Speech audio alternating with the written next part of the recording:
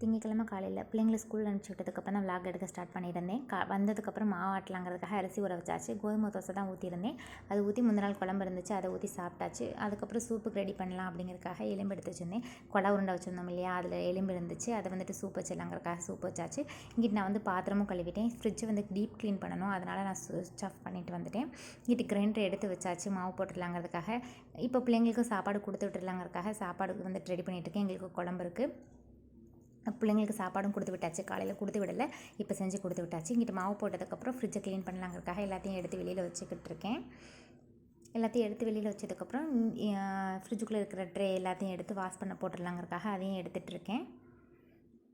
எல்லாத்தையும் எடுத்து வாஷ் பண்ண போட்டாச்சு. இப்போ வந்துட்டு ஃப்ரிட்ஜை ஃபுல்லாக ஒரு தொடச்சிக்கலாம் அப்படிங்கிறதுக்காக தொடச்சி எடுத்துகிட்டு அடுத்து கூலின் போட்டு ஒரு நாளாக தொடச்சி எடுத்துக்கலாங்கிறதுக்காக தொடச்சி எடுத்தாச்சு.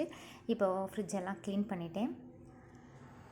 இதுக்கு மேலே டவலும் போட்டாச்சு. போட்டு உள்ளே இருக்கிற திங்ஸ் எல்லாத்தையுமே காஞ்சதுக்கப்புறம் உள்ளே எடுத்து மாட்டியாச்சு. மாட்டினதுக்கப்புறம் உள்ளே வச்சுருக்கிற திங்ஸ் எல்லாத்தையுமே திரும்ப உள்ளே நீட்டாக அடுக்கி வச்சாச்சு.